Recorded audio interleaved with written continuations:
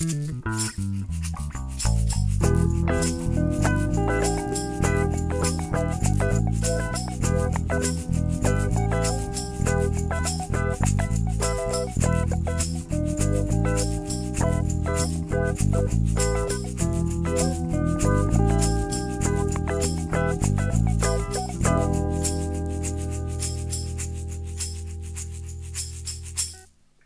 guys, we are here with our wonderful friend from Pods Like Us, and we're going to turn it over to him because we're actually on the other side of the microphone today. Our little team in the art lab is going to be interviewed by one of our favorite accounts from Twitter, and it was our pleasure to meet him. And take it away. Thank you very much. So, hello and welcome to Pods Like Us. I'm Martin Quibell, known to my friends as Marv, and this time I am speaking with Doc Heath, Heather, Sarah, and Debbie from Therapy Bites. Hey guys, thanks for speaking with me today. Thanks for having us. Thank you for having us. You know, you don't sound like you're from around here. You sound like you might be in a different part of the world. I'm from the middle of the UK, so in the Midlands of England, in Robin Hood country. Oh, I love it. We're in the Southlands of Arkansas. Well, the Southlands of the U.S. Yeah. The north of Arkansas.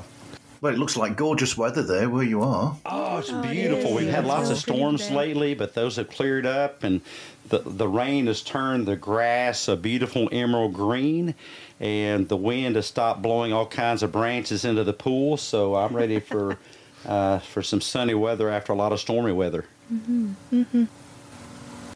Well, we've only just finished, before talking to you, about half an hour beforehand, we just finished an enormous thunderstorm outside. Oh. And then it disappeared as we were getting ready for this show. So it must be something about you guys that's done it. Hey man, we're your lucky charm.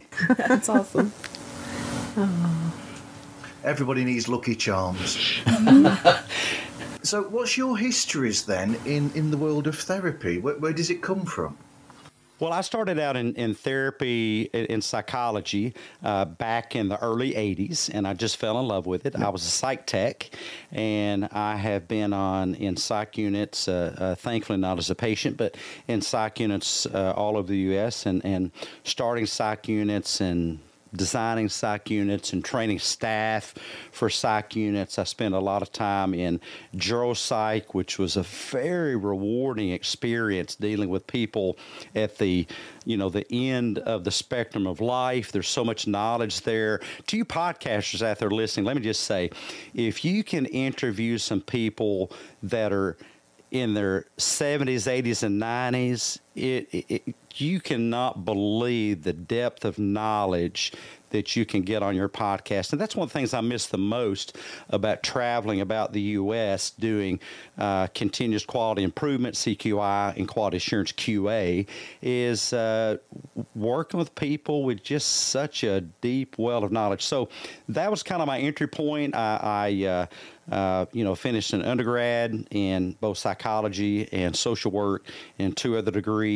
And then I finished a master's in social work, a master's in psychology, and then finally got a PhD in neuropsychology and forensic psychology, rounding it up to a nice little total of a very expensive 8 college degrees, which I'm sure I'll find very little use for, but it's nice to have it under my belt. And now I do private practice. I've done private practice for 29 going on 30 years now. And I work these days with my team of therapists, Heather, Sarah, Debbie, and we're having a blast. And that's my history of mental health.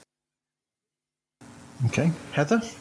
I had my first spark with social work was from when I was I wanted to be able to help people, like some people were able to help me when I had some medical issues when I was a kid. And I didn't know exactly at the time that it was social work, but I knew that I wanted to be able to help people through hard times. And then so I went a couple different routes when first starting college, but then I decided after talking to some advisors that social work was a good, enclosed a lot of areas and it was very widespread. So I decided to go to that field, and I worked with it through my internship with veterans and worked through this with them also with the service dog program. And then started working as a therapist, went through both bachelor's and master's. Okay. I've been working as a therapist for, I think, almost 2 years now. I've had my license a little bit over 2 years. Wow. Well done. Thank you. Debbie? I have always enjoyed helping people. It seemed like all my life growing up, people would kind of come to me and talk to me and, bare their hearts. I had never really considered mental health as a career until I kind of had a difficult time in my own life and went through trauma therapy. And in the midst of that, just saw how wonderful it was, to see how it could empower your life. And I decided I want to help others this way. So I decided to pursue a degree in social work. So I had a bachelor's degree in social work, then went to grad school, graduate degree. I did my internship at the Beck Center for Veterans, working with combat veterans with PTSD, and then came to work here with the team and just love working here with the team. And I've been doing therapy probably about 3 years. So That's great. Thank you for all the work that you do. Sarah? thank you. Hi. So kind of similar to Debbie, I went through some difficulty in my own life, and that kind of led me to want to be a social worker. I went back and forth for a while. At first I wanted to be a doctor, but then I really wanted to kind of help people address, their thinking and kind of improve their life in that sense. So through my bachelor program in college, I was able to intern at the Disability Services on campus, and I worked there for a little bit during my grad school as well. That was a wonderful experience. And then during grad school, I was able to do 2 different internships. I worked in an inpatient mental health hospital for a year, and then I worked also at the Beck Center for Veterans with combat vets. That was wonderful. When I graduated and I got my license, I actually did medical social work for about 9 months or so, working in the hospitals, helping with discharge planning. If people came in and they were in crisis, suicidal or anything like that, I would help them through that and get them somewhere safe if they needed to be somewhere. And then after that, I worked for an agency, a therapy agency for a while, and then now I've been here just a little bit over a year, I believe. So I've been doing social work for a little over 3 years.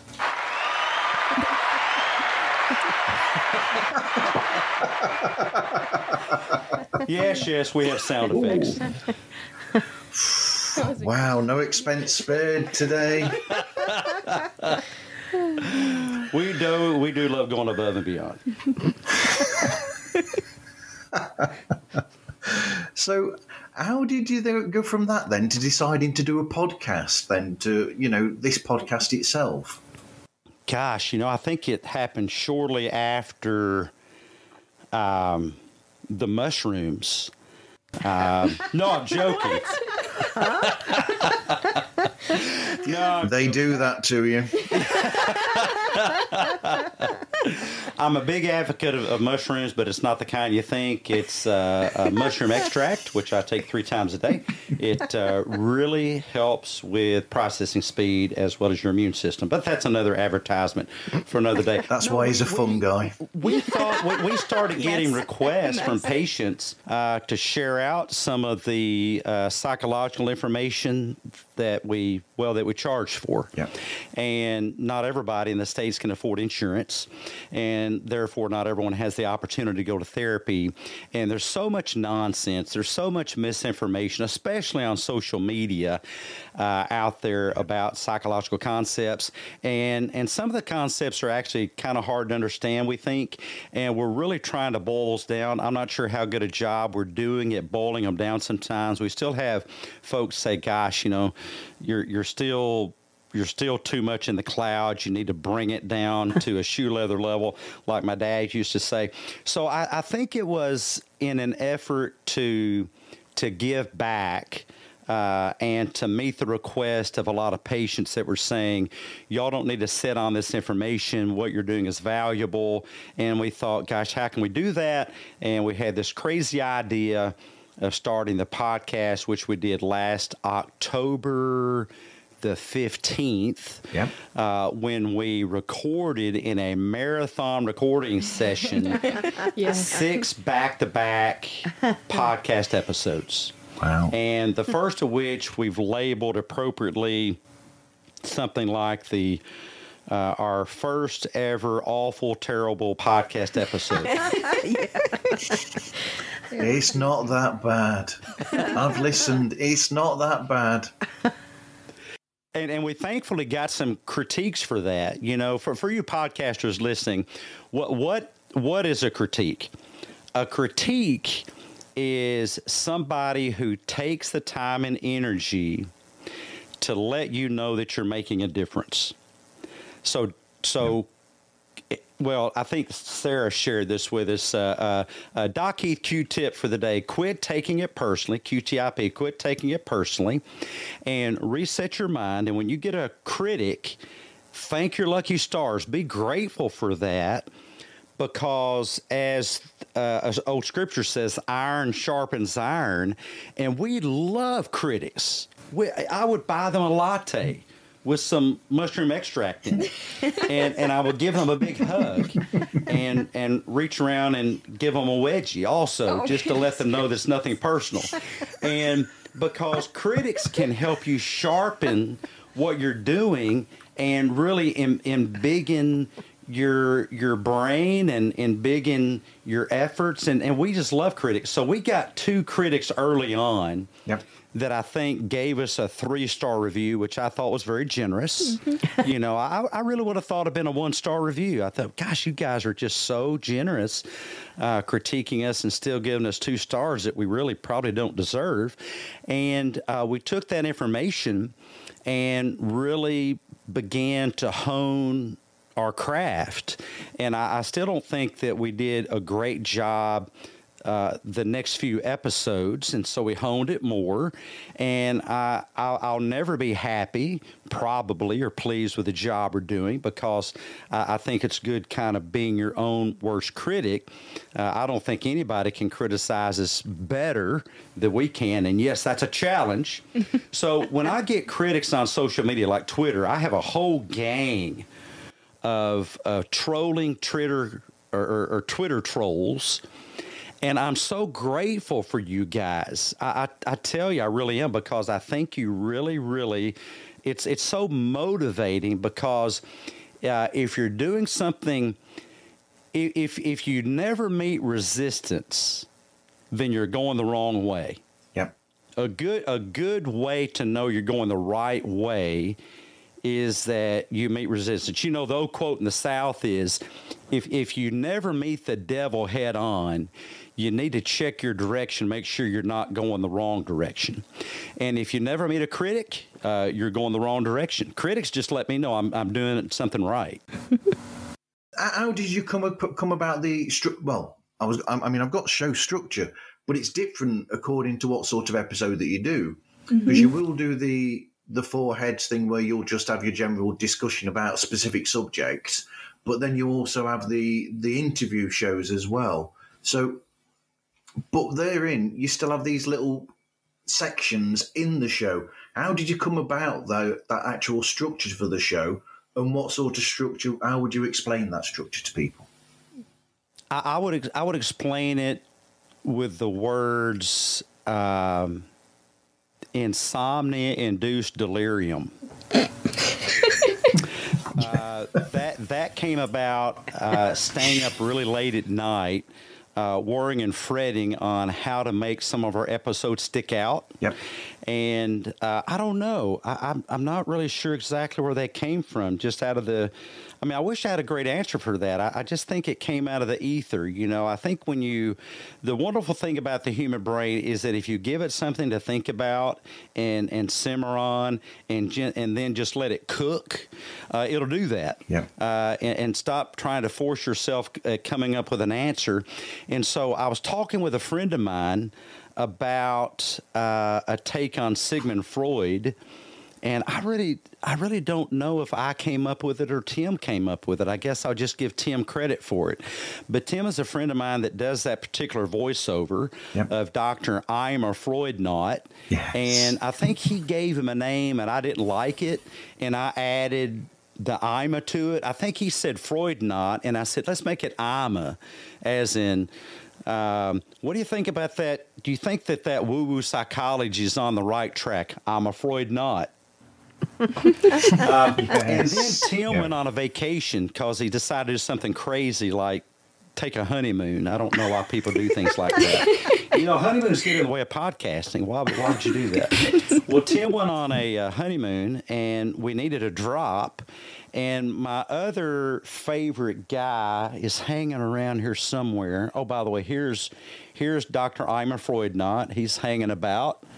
And then, he's over there.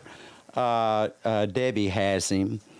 And we came up with a name to kind of go off of Carl Jung.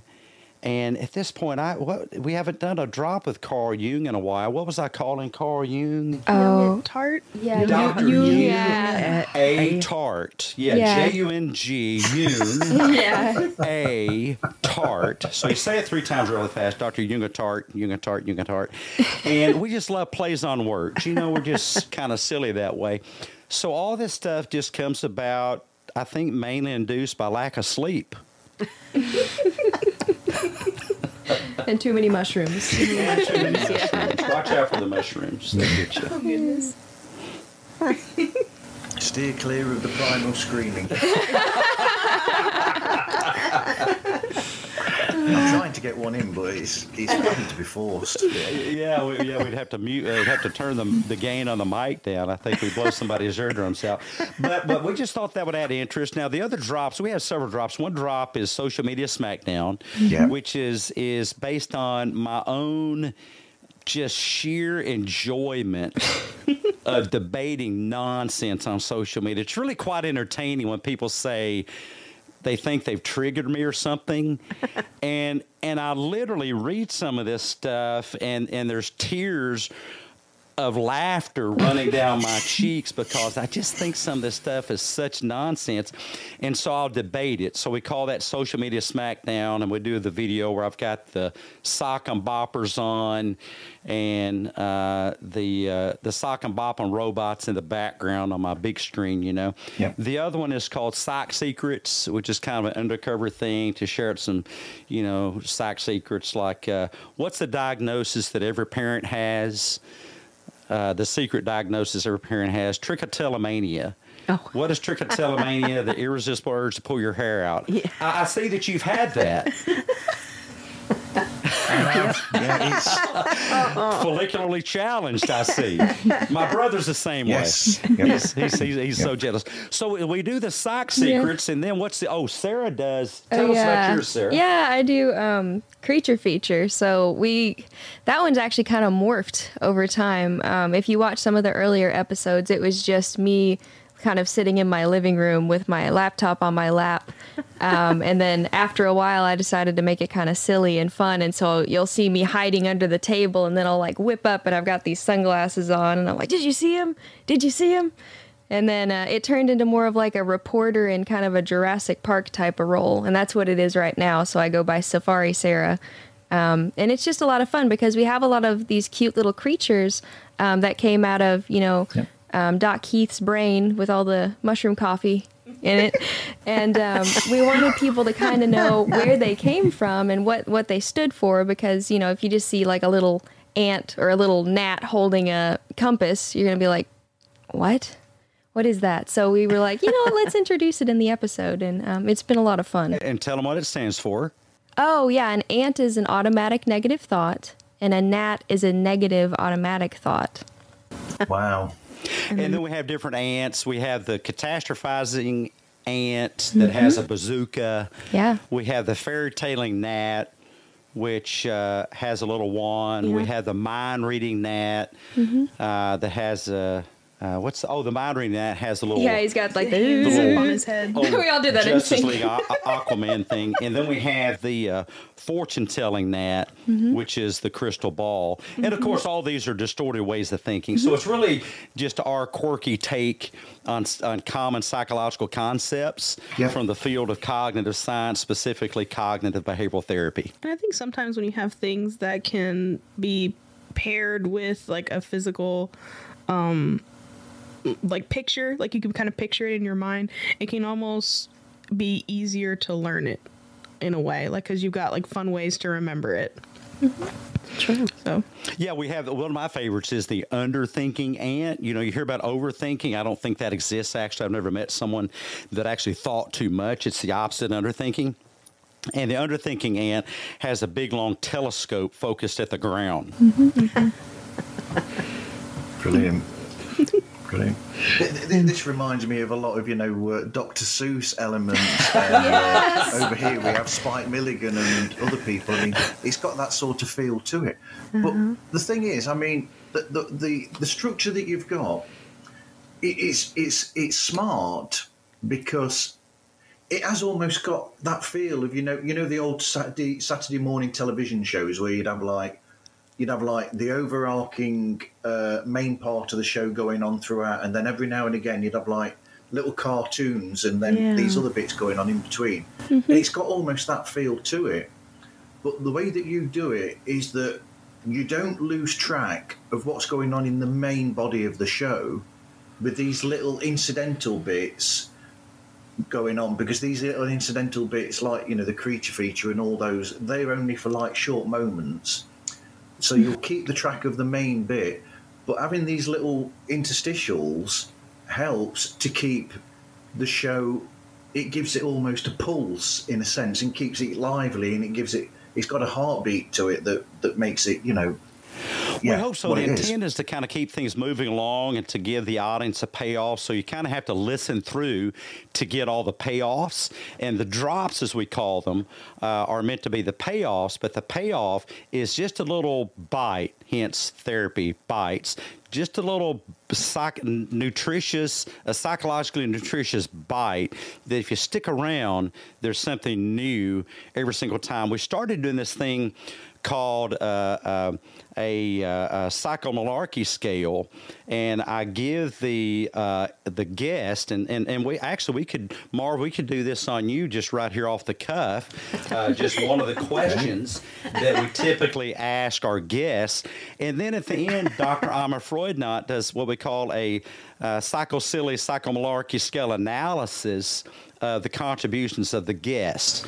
And we give the guest an option of one of two psychomalarkey scale assessments, and one is the farm animal forkball. We use baseball terminology, and the other's the farm animal 5. The farm animal 5, and we just ask different questions. But I'll let the guest choose, and then based on the assessment. But I'll just ask you one of those. It's one of my favorite questions. If they pick the forkball assessment, and that is, which piece of baseball equipment would you least like your proctologist to use at your next exam? Least like. Yes, but it's got to be a piece of baseball equipment. I mean, I'd rather not have any of that equipment, really. Yeah. You're having a proctologist exam, and the proctologist says, I have this equipment. Which one do you not want me to use? It's a very typical answer for most people. It's kind of disturbing. It's taking you so long to think about it. I'd probably go for the bat. Most people do, yes. Most people would prefer not to have a proctology exam with a baseball bat. No, especially one of those metal ones that some of them use nowadays. No. Yeah, no Luger Slugers for my proctology exam. Which I'm scheduled for, and you men of a certain age, I encourage you to schedule yours as well. With a proctologist without a baseball bat.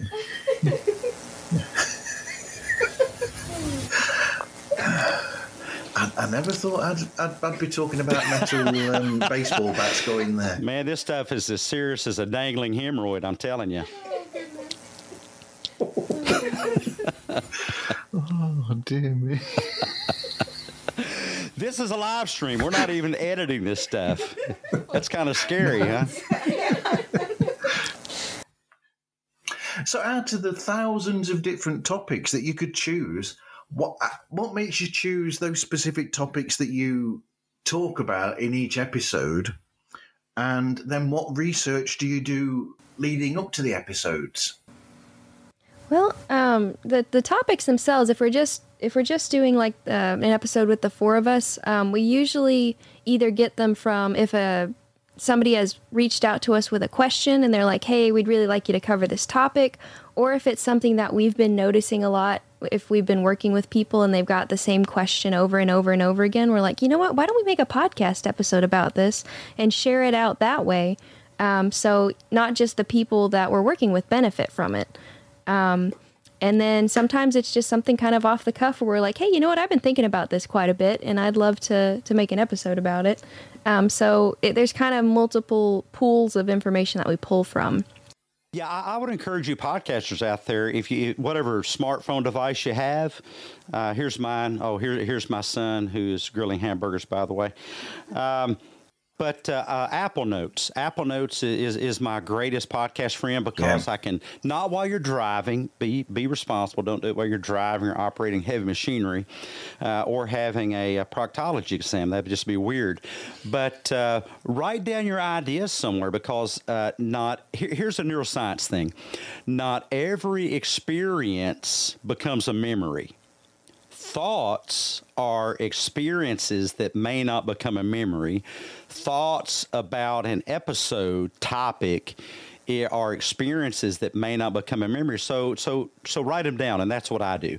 Get them out of your head, put them into your phone, and that's where mine come from. We have lots that are that way. As Sarah said, we have actual patients who say, hey, which we did the other day. Marv, you're our fourth podcast today. Wow. You're podcast number 4 of today. Wow. We did 3 right before you this morning. And we had somebody reach out to us and said, hey, would y'all please do an episode on healing distant relationships? Yes, absolutely we'll do that. And that's for one person. Actually, it's for 3 people. We actually had 3 people that along the way said it'd be great if y'all did more, shared some information about this. But we didn't do that for 1 million people. We don't have 1 million listeners. No. We don't really care if we have 1 million listeners. 3 is enough. If we serve those 3 people, we've done our job. As I often say, one of my favorite stories is of the farmer that went to church on a snowy evening, and the pastor said, well, Farmer Johnson, since you're the only one that showed up, I guess we'll cancel services. And he said, preacher, if I go out to feed the cows and one cow shows up, I feed that cow. So you podcasters, listen to this. Stop trying to serve 1 million people. Serve one. Why is that not enough? If you can change one life, if you can improve one person's life, just one, why is that not enough? By the time you get to have 10, 20, 30, 40,000 listeners, I would argue if you're not careful, you will become a less effective podcaster because then you're podcasting to numbers, not people, and people are not numbers. Mm-hmm. Yeah, we get ideas from those things. Yep. I think the more people that listen, if you're doing a show that's listened to by more people, I think it's more background and not paid attention to.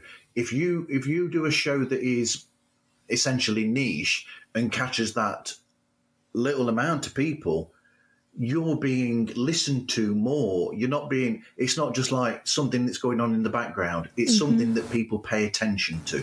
When you find your audience, it's kind of like Dale Carnegie said in his book, How to Win Friends, Influence People. And by the way, he was around and passed away long before social media happened and all that.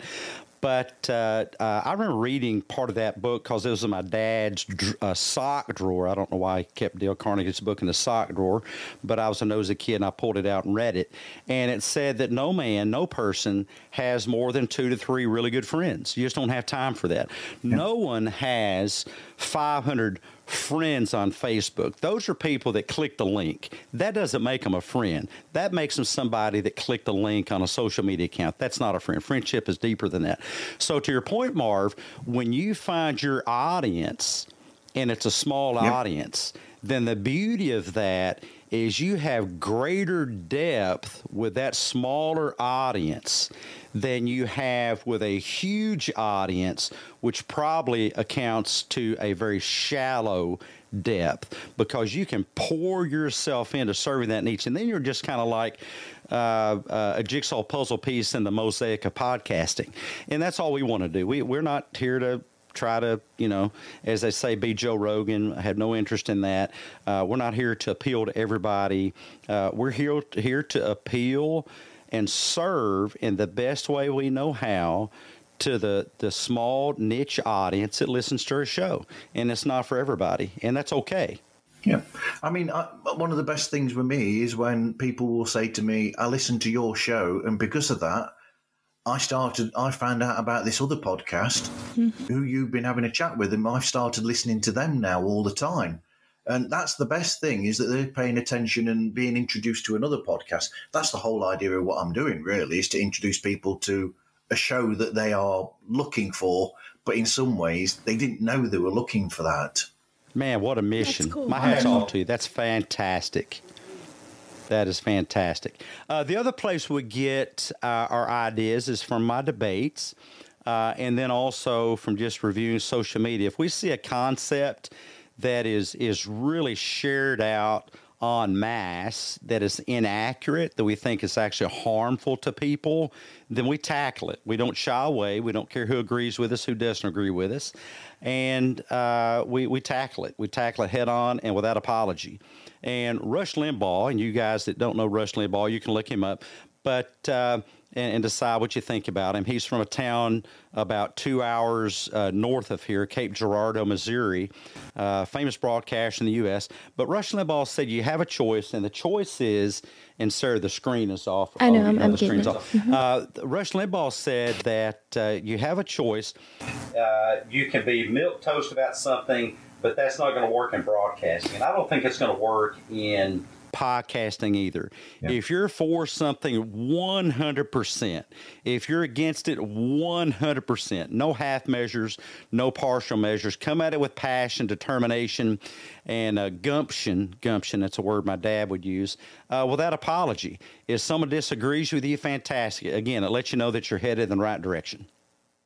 To use a Star Wars analogy, there is no can or cannot. No, there is no try. There is either can or cannot. I think that's right. There's no try. There's no try. There's only do or do not. Do it or don't do it.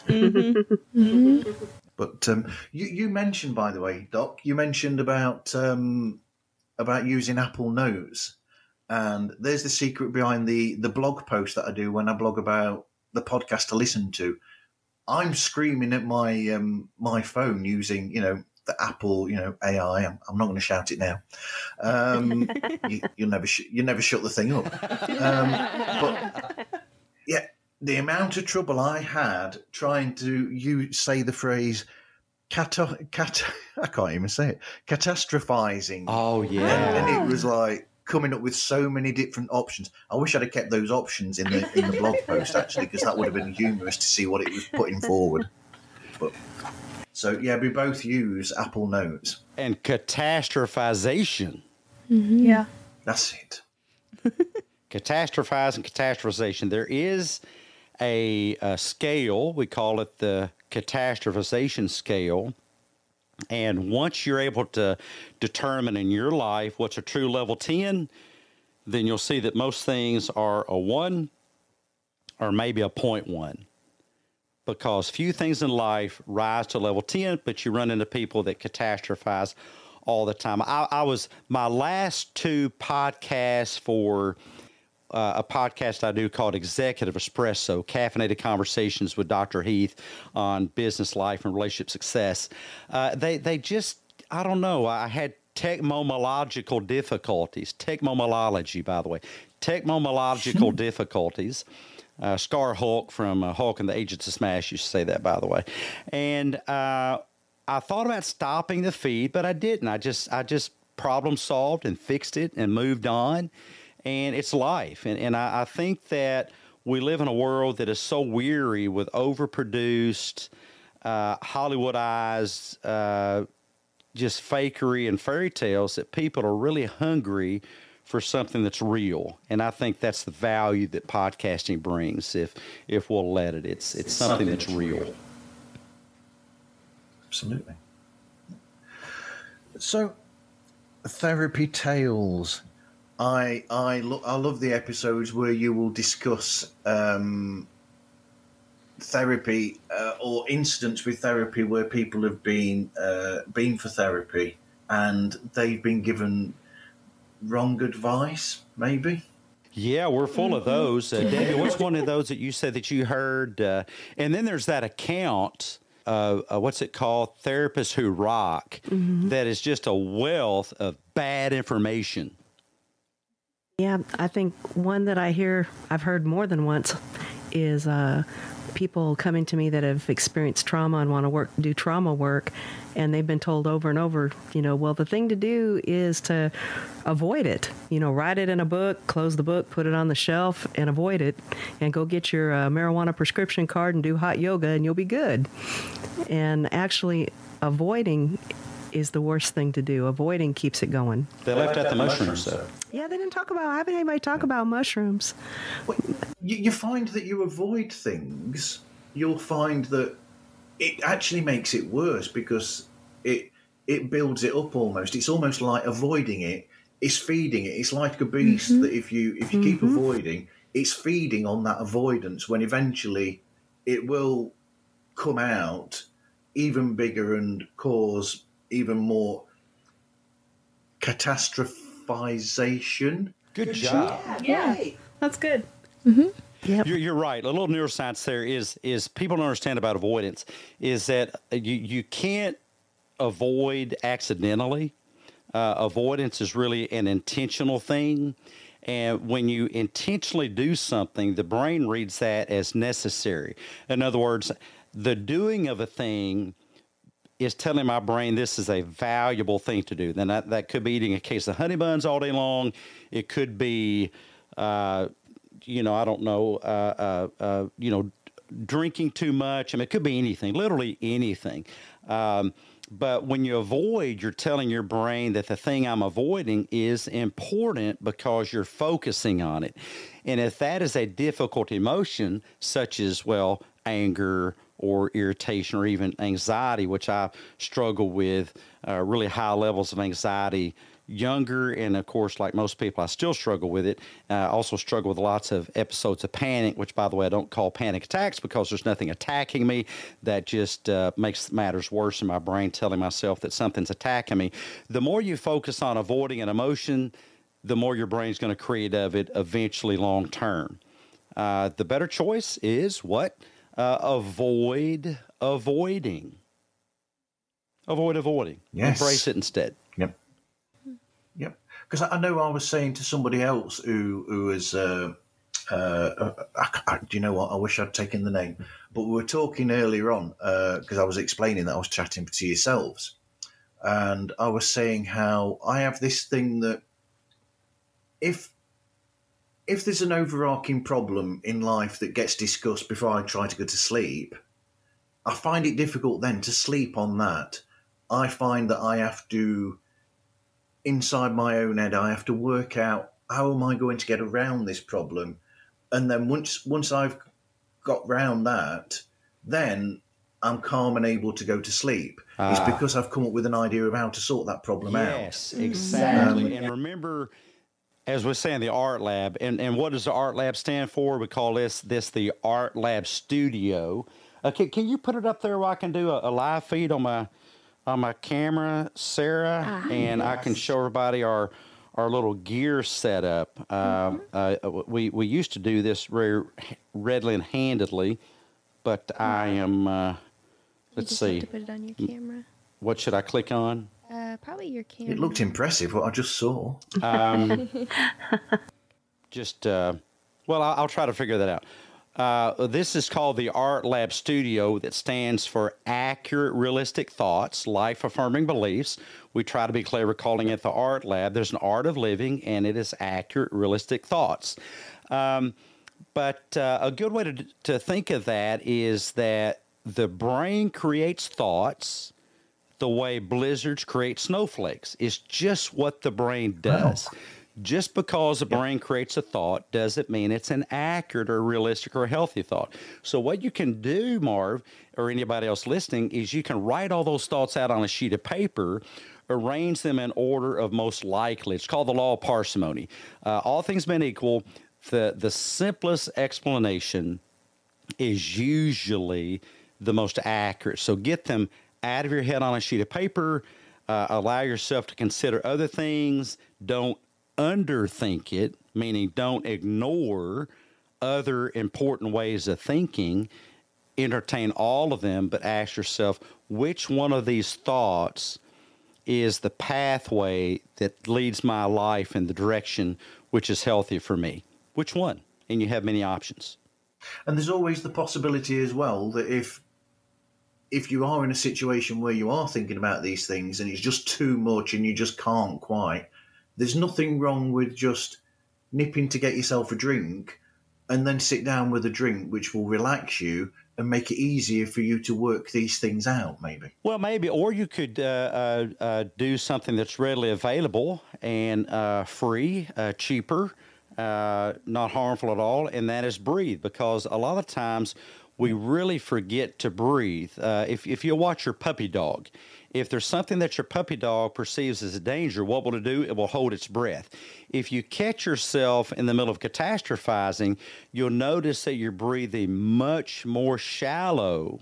So focus in on your breathing. On the in-breath, focus on the in-breath. On the out-breath, focus on the out-breath. You could even create a mantra, still mind. My brain is the train. My breath is the track. My breath keeps my brain on track. If you'll practice, that can become a conditioned response to difficult thoughts and difficult emotions. Breathing. It's the greatest drug you'll ever find. Readily available. I was going to say, I wasn't on about alcohol, by the way. I was just on about like a cup of tea or something. A cup of tea, green tea. Green tea's good. With some mushroom in it. Oh, no. No sponsorship here. I get that from Amazon, by the way. It's called 7 Sacred Mushrooms. I don't have an affiliate agreement. But, do something that's relaxing. Take a walk. Observe a bird, a flower. We have lots of lizards around here. I like to lizard watch. They run about. I like when they do the push-ups on the wall. They do the push-ups on the wall. Is that what they're doing? I love lizard push-ups. I need to do more of those myself. Marv, you had some more questions. I don't want to take over the airspace, speaking of air in the room. That's okay. So when you do get guests, how do you find those guests, and then how do you get them onto the show? Who wants to take that one? I think we've gotten some of our people from talking with them on Podmatch. We've had some people that have requested and just kind of asked, "Hey, can we be on? We've listened to your podcast. We like it. We'd like to talk with you." And so we've had them come on. We've had other people who, I believe, we had someone who was a friend, I think. Yeah. And he came on, and then we've, fellow professionals. We'll find people that are fellow professionals. Yeah. And just different kind of life coaches, different types of, just coaches in general, just kind of, seeing what what fits kind of with like our audience and what they would enjoy, and kind of what would be good to just kind of talk about on the show that kind of goes with what we're going with. And we kind of talk to them about just kind of we go back and forth and kind of just see, you know, kind of when they're available, and then we'll schedule it. And what else? I know there's more to like, is there like a vetting process? I'm not on that end of it, so. Well, you know, I've started asking people if you mind if I disagree with you on air, because I had one guest, I didn't say that, and the guest actually asked me right out. They said, "You're not going to disagree with me, are you?" And it really caught me by surprise, because personally, I never mind if someone disagrees with me. Yeah. To me, it's just information, and I'm okay if the information someone else has said disagrees with mine. I'll challenge theirs. I'm okay with them challenging mine. But out in the podcast world, believe it or not, there's a lot of people, they just don't want to be challenged. I mean, they really closely guard their perspective of the world, which I think is not a really good idea, by the way. If what you believe can't be challenged with any other information, then how does what you believe differ from a fairy tale? Yep. By the way, I stole that from one of your fellow countrymen, a famous philosopher back in the day, Sir Anthony Flew, F-L-E-W. And if you believe what you believe and you think it's accurate, then unless it's a fairy tale, then be open to people challenging it, because it sharpens your perspective, it sharpens your argument. And if it can't be challenged, then what good is it? It's no different than the tooth fairy. So the vetting process Heather talked about is I typically ask people, look, you say some things that I don't particularly agree with. I still want you on the show. Can we have an open, honest, debate, discussion about that? I will, in my social media SmackDown debates on social media, I'll invite people and say, hey, if you're convinced that I'm right, or I'm sorry, that you're right, I'm wrong, then we'll put a cam in your face, a mic on your mouth, and you can, tell my audience how you think I'm mistaken. Yep. And then it's my turn. I have not even once been taken up on that. Never. It's really quite shocking, which means that those people, they don't even believe what they're saying. They're just saying it. So the vetting process is some of that. We will send out a instruction sheet that tells people, what we recommend as far as mics, camera. We use Ecamm, so use Chrome, works best with Ecamm, and other things. And so we do a little bit of guest education. I have an outline, a interview card, as I call it, but it's just a suggestion. I don't mind getting off of that, but when I'm doing the interview, I will track. So there is a beginning, middle, and end, as my famed speech professor used to say to me. Tell them what you're going to tell them, then tell them, and then tell them what you told them. So that's the rough structure of our interview card. Brilliant. So I'm guessing that the show is, as we're using this software now, which is Guest Ecamm, is it called, I think? So is that how you do it all of the time, or is that just how you record the show when you've got guests? Always. We don't do it any other way. We often have guests who will, or folks that want to interview us, use other software. It's, whatever your jam is, we just like Ecamm. We don't have an affiliate agreement. I'm not recommending it because we get $6 or whatever out of recommending it. I just think it's a good product. It does take some learning.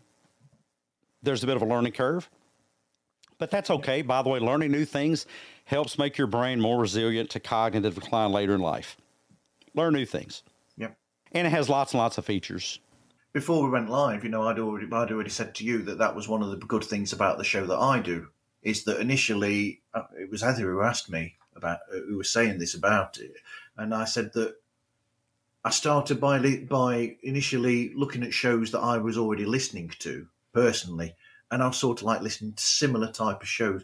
But then I realised that the best thing to do was use the show's principle, of bringing people, a new show to them, or a new type of show to them. I thought, if I open my mind to other types of show and other sorts of media there in the world of podcasting, that's actually expanding my own, understanding in a sense, or it just opens your mind to more options. I agree. Don't get your podcasting brain stuck in a box. Be willing to try new things and look what other people are doing and borrow their concepts, make them your own. I mean, if this is a community, let's synergize and use the best of all worlds, because we have an audience that we're here to serve.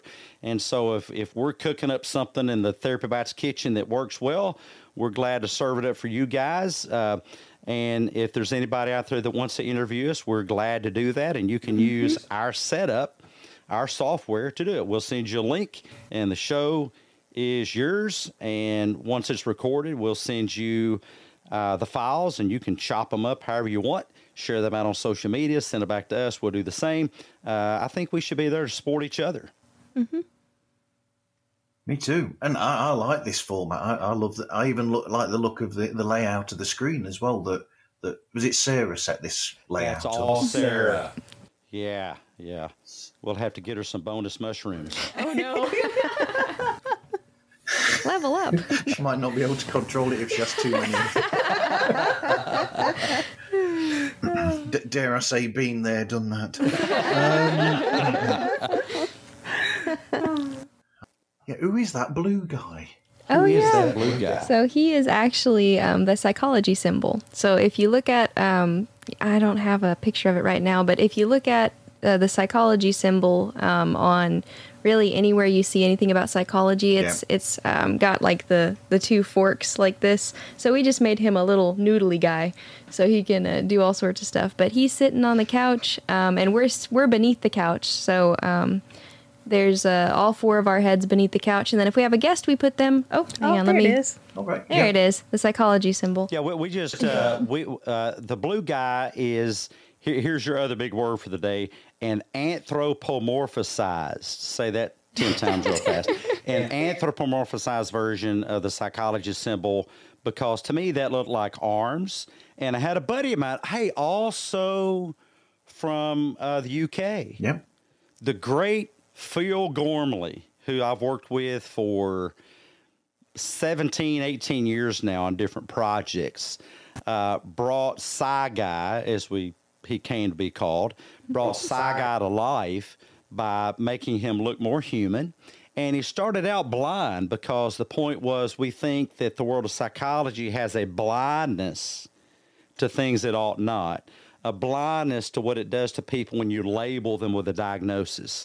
For a really, really big one, a blindness when you use such terms as gaslighting and manipulating and controlling and toxic, how very bad that is for you to have those words in your mouth. And so he was blind. But then we wanted him more cuddly because people called him that blue alien creature. So we put a pair of glasses on him to humanize him, and some googly eyes. Yeah. To make him more quirky, fuzzy wuzzy, which is really kind of our jam, And the couch, of course, has a big bite out.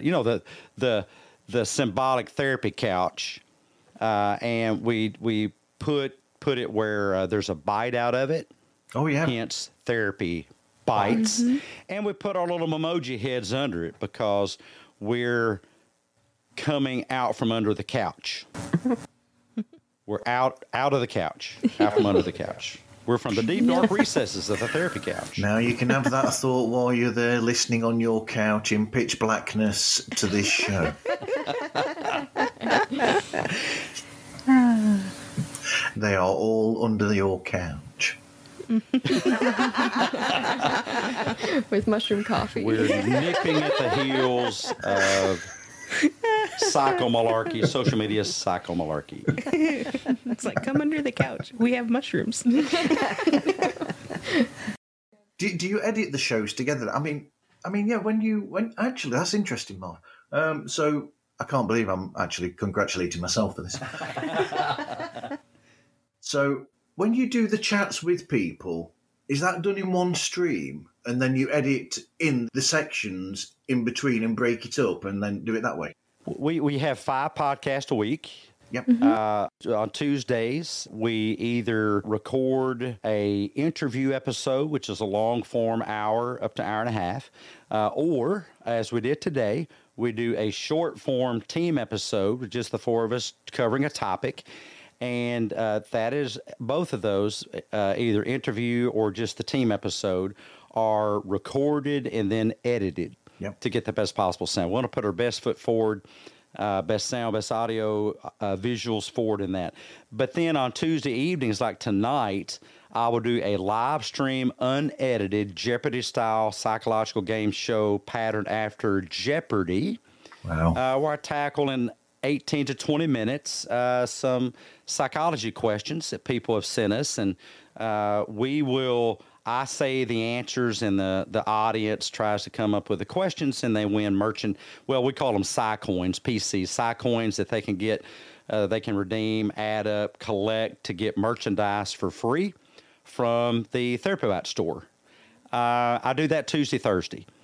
And then on Saturdays, I do the Executive Espresso, caffeinated conversations with Dr. Heath, 9 a.m. Sometimes it's 10. Sometimes I have one guest. Sometimes I have 2. Sometimes I have none because they don't show up. But that's okay. And those are not edited. Those are just live streamed. And then we do a clubhouse, a T-ball clubhouse, which is a psychological support group every Tuesday at 12 noon Central Standard Time, Chicago, Memphis time, and that is also not edited. We just put out one edited show a week, and we drop it every Wednesday. Mm-hmm. That's great. And the way that comes about is after we get the audio done, I make sure that the audio and the video are, that they line up. And then we go in and we kind of cut it out to where, like, if there's excess content or stuttering or silent spots, we'll cut those out. And then I make that into one film. And then I'll have a list of what drops go with which episodes. So typically, if you pay attention to the longer episodes, they'll have 2 drops in them.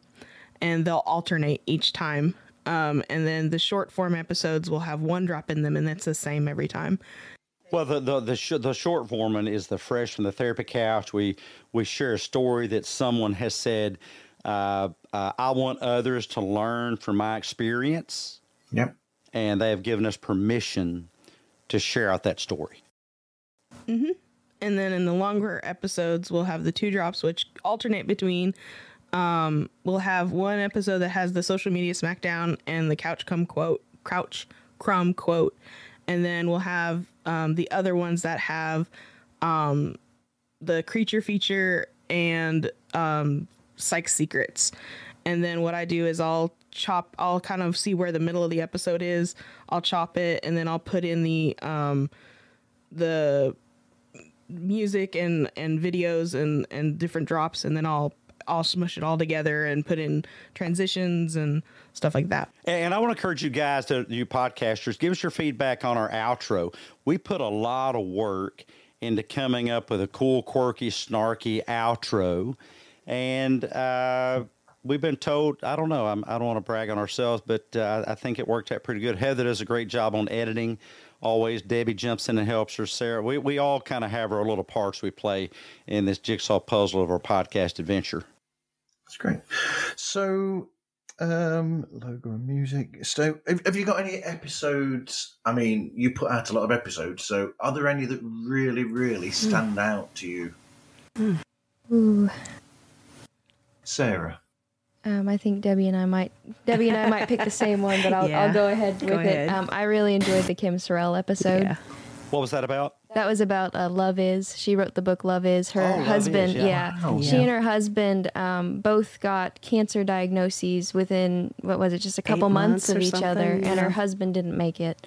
And so she kind of shares her story with other people to help them, but she went off as a missionary, I believe to Africa, was it not? Or no, it may have been somewhere else. Yeah. But she went off as a missionary, and during that time, she spent a month. Dominican Republic? It may have been. She spent 1 month on each aspect of love that's found in the scriptures. You know, love is patient, love is kind.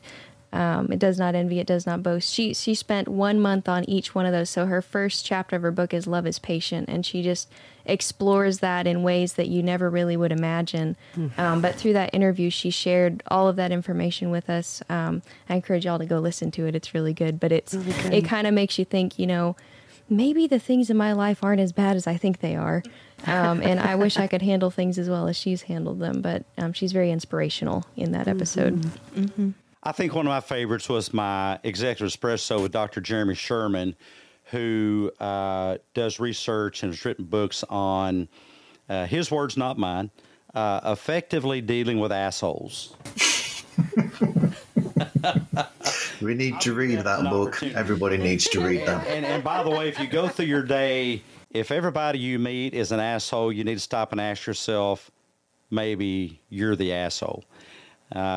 If you're labeling everybody else as that. My other favorite one would be with my good friend Mark Lothar, That's a good who's one. a world-class, worldwide hostage negotiator trainer. Wow. And Mark and I used to travel the U.S. After he took over from my former, now deceased business partner, Dominic Messino, who used to have his own TV show called Hostage, Do or Die. You guys can look that up on Investigative Discovery. It's called Hostage, Do or Die, and I miss Dominic every day. But Mark took his role, and Mark and I would go across the country teaching crisis negotiation, hostage negotiation techniques. And Mark did a show where he teamed up on how to use world-class hostage negotiation techniques in your relationship.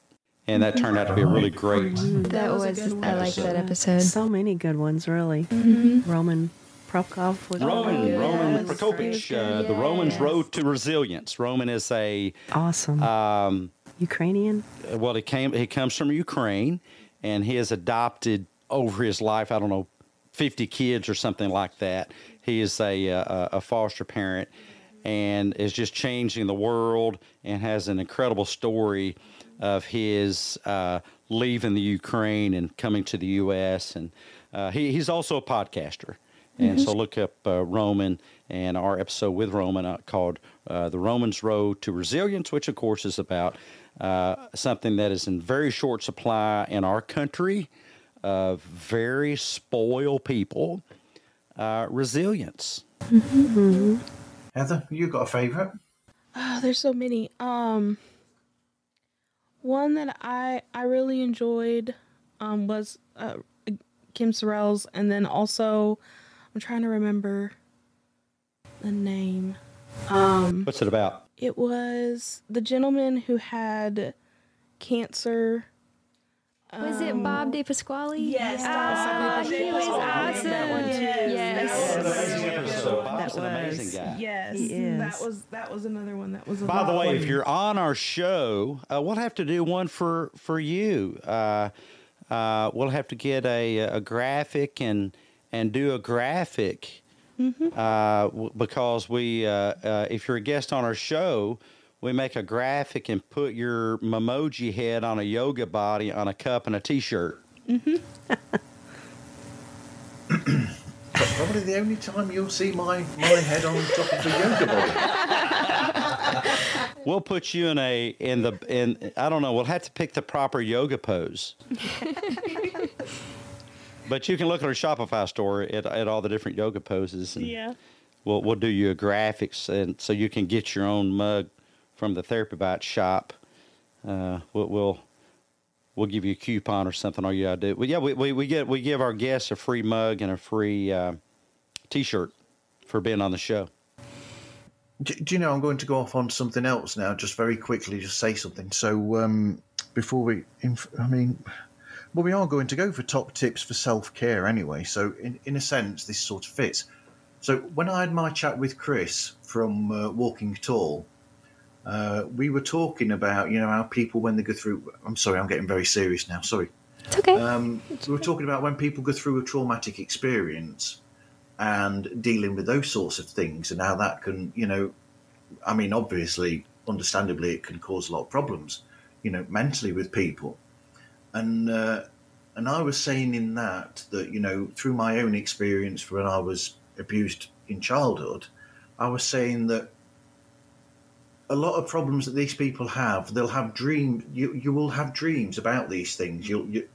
And I was saying that how it works is that one of the worst things people can say is, "Oh, you'll get over it," or along similar lines, you'll forget about it. And that's not really how it works. How it works is that you will still have that still lives with you. These things still live with you. It's just that you come to a certain stage in your development of this where you'll say, it's something really weird. It's almost I don't know how to explain it, almost epiphanal in a sense, where at a certain point in therapy, through therapy, because you'll have to go through therapy for these things, you get to a point where you're almost saying, it's like an affirmative where you're saying, look, that will always be with me, but it doesn't dictate who I am. And the more that that becomes part of you, and it doesn't dictate who you are, yeah, you'll still have those, occasionally you'll have those nightmares probably come to you now and again, but they don't make as much of an impression or change to you as a person. That's really the truth behind that, I think. Well, sure. Trauma is a chisel that can shape your life until you realize that ultimately you're the one holding the chisel and you get to decide. Yep. You get to decide. I get to decide how that shapes my life. And wielding that chisel begins with deciding how I'm going to choose to think about those experiences. I get to decide. The only way to not think about them is, I don't know, probably I've told people sitting here, they'll say, can you stop it, or how soon will it stop? Oh, you want it to stop? I wish you'd said so earlier. I can stop those memories in about 3 minutes. I just have to have time to go to the garage, get my 3-pound hammer with which I would hit you in the head really hard, and then you'll forget all kinds of things. But no, short of a head injury-induced amnesia of some kind, there's no forgetting. There's only the sculpting. There's no forgetting. There's only the shaping of how you're going to decide to think about that experience. Absolutely. And the more you run from it, the more it's going to chase you. So instead of avoiding, begin avoiding the avoiding. Avoid the avoiding. Yeah. There we go again. So what top tips do you have for self-care? Ooh, don't stop going, I guess, is a good one. Whenever we've experienced something difficult or something traumatic, we have it's tempting to just stop and isolate yourself from everybody and not talk to anybody anymore and just kind of live in your own head. That's probably the worst thing you could do. Whenever you're dealing with something difficult and your first thought is, well, I just don't want to be around people, that's probably a good indicator you need to be around people. You need to talk to people. You need to keep up those friendships. Have conversations, difficult conversations with people that you care about. Exercise is great too. It's a really good time to process what you're thinking when you're doing something physical. But I'll let somebody else take the lead. And another one is your camera died again. Oh no, having some technical difficulties. Doing that. There it goes.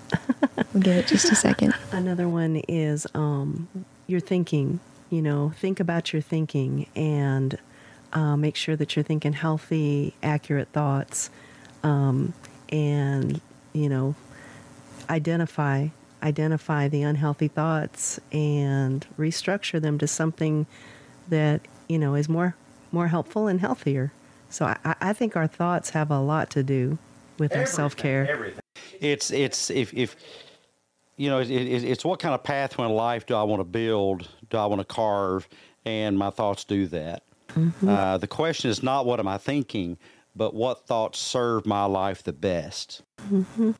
I think approaching things with curiosity is also a good way to practice self-care, because sometimes, especially when you're dealing with things, whether it's depression or anxiety or experiencing a traumatic experience that you don't want to, like Sarah was talking about, wanting to get out or wanting to do something.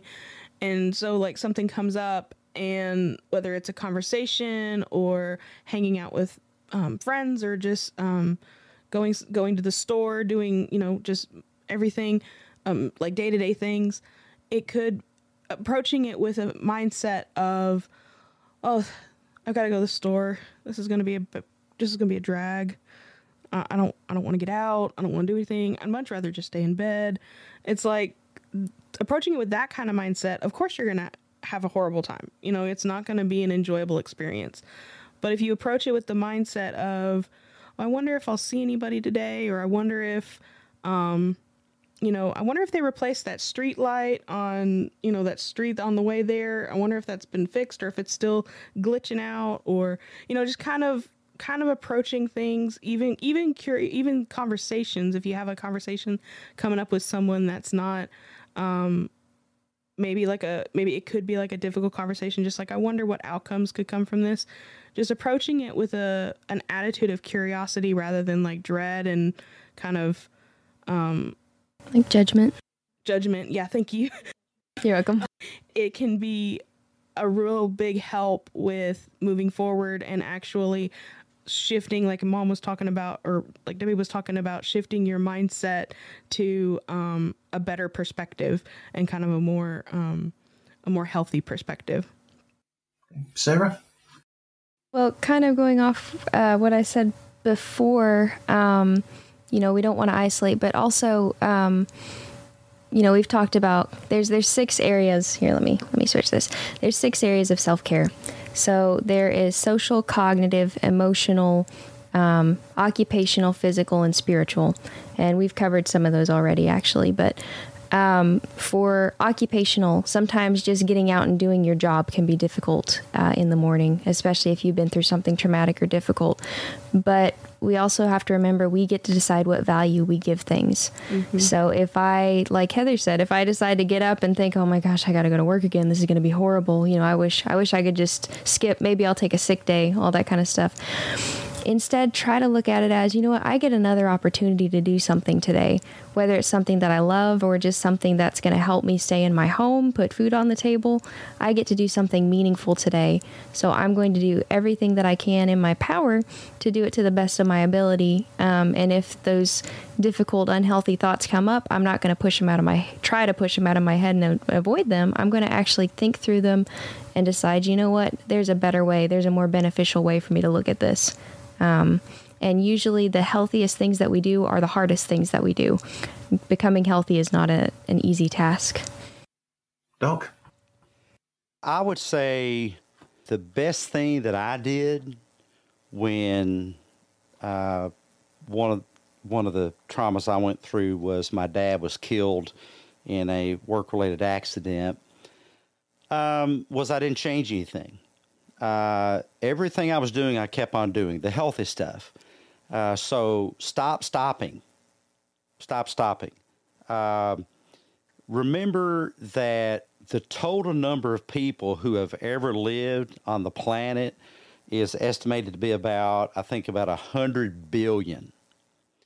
Minus the 8 billion alive currently on the planet, there are 92 billion people that have already passed beyond the little sliver of life that they had. Therefore, stop stopping and live your little sliver of life, because it'll be over before you know it.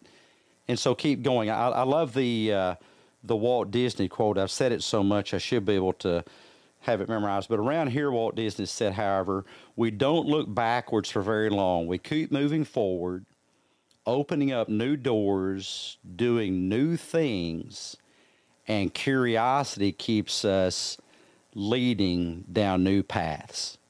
Keep going down new pathways. Stop stopping. Keep moving forward. Mm-hmm. Yeah, it's like almost like the John Lennon quote from one of his songs, you know, where he said that, you know, life is what happens while you're busy making plans. Yes.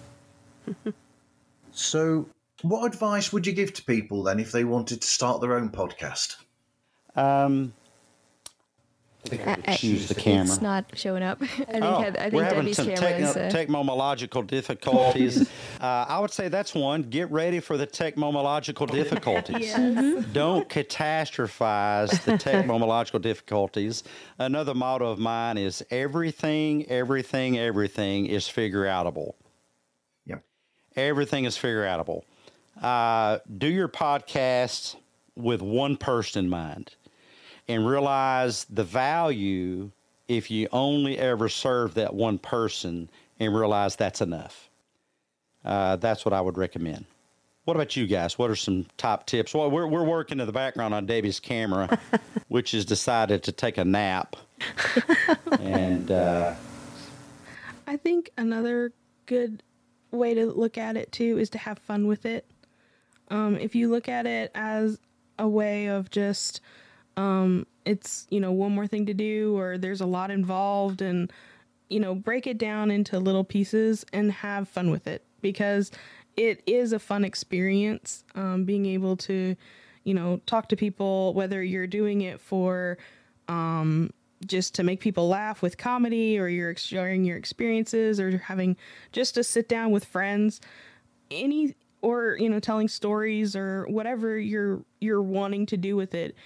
Just make it to where you have fun with it, and that it's on something that you know that you're going to enjoy and that you're going to want to continue with, because there are kind of like, you know, like Keith was saying with, you know, technology difficulties. There's times when with editing you may lose footage, or things may update and change and it doesn't work right. There are little frustrating things that can happen throughout the whole experience. And if you know, though, that you're doing it to have fun with it, and that you're doing it for someone else and not just yourself, and you're doing it for people that also, you know, even if it, like Dr. was saying, one person that we really get a lot out of it and really look forward to it that day, it kind of helps with the perspective of those things are, you know, just part of the process. Debbie, any suggestions for podcasters? Don't get discouraged and don't give up. Yep. Keep on keeping on, you know, because... Well, or if you do get discouraged, stop and focus in on what thoughts are you having, which is creating what you're calling discouragement. Discouragement is based in cognitive distortions. Fix the distortion, the discouragement disappears. And for me, that's finding meaning in what you're doing in the moment. Mm-hmm. Finding meaning. There is meaning in the struggle. There's meaning in the struggle. Once you're okay with the struggle, burnout's not a thing. Pod fade's not a thing. Discouragement's not a thing. And do I get discouraged? Yes, I get discouraged. But then I focus in on what thoughts am I having that's creating that, and then I restructure those. Has Sarah got any suggestions for podcasters? Oh, I'm sure. Just keep going. So sometimes you are going to go blank. But if that happens, it's okay. Don't catastrophize it. Especially if it's not a live, you can cut those things. But if it is alive, that's okay. Go with it. Be real. Be real. Be a human. People forget things, and they're going to be like, "Oh my gosh, they're just as human as I am." You know, and have fun with it. Absolutely. You know, all this wordplay that you've all been doing today, I've already mentioned him once, you know, Dr. Seuss. So I'm going to say this one that I've always loved, this phrase, and I think it works wonderfully in this situation. Was it, Today you are you, that is truer than true. There is no one alive who is youer than you. I like that. I love that. That's awesome. It's really good. The wonderful wisdom of Dr. Seuss. Oh, my goodness. Yes. It's wonderful. He made me the little boy at heart that I am today. Yes. The same. I mean, I have memories of being a child in the back of like a children's library, just sitting on the floor actually, with Dr. Seuss books. You know, just enjoying them because there's something magical about the wordplay of his books and his artwork as well. I always found it interesting that him and Stan Lee were both in the same were in the same armed force around the same time. And I always thought that was fascinating. That's really cool. Wow. That is cool. They both surfed together, and I just find it amazing that how important they were to children with the work that they did, and they both served together. I just found that fascinating. Wow. That's amazing. I did not know that. So where can people find the show, and how can they get hold of you? Well, I think we are most everywhere. I would really appreciate you guys can give us a follow on Twitter. It is at @therapy_bites, @therapy_bites. And on Instagram, it is doc.heath. And we're also on TikTok. You can look us up there. And gosh, what are we on TikTok? Oh, yeah, @therapy_bites. Same thing on TikTok. We're on Apple Podcasts, Spotify, iHeartRadio, all the Stitcher. Yeah, Stitcher's going away. Is it all? Yeah. Yeah, it's going at the end of summer. Yeah, Stitcher shall be no more. But until then, we are on Stitcher. We are on Amazon. Look us up on YouTube. We put out a lot of educational videos there that you won't find anywhere else on our YouTube channel, which is what?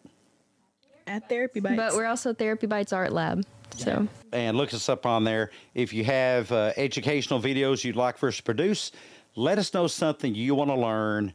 We'd be glad to do it. If you find value in what we're doing, you can thank us with a nice review. Yes. Well, thank you. Thank you for today. This was great. Awesome. Well, thank you for having us. We would love to do it again sometime, and keep up the great work. I think you're adding so much value, and I look forward to catching up with you on Twitter, which is where we first met. It is.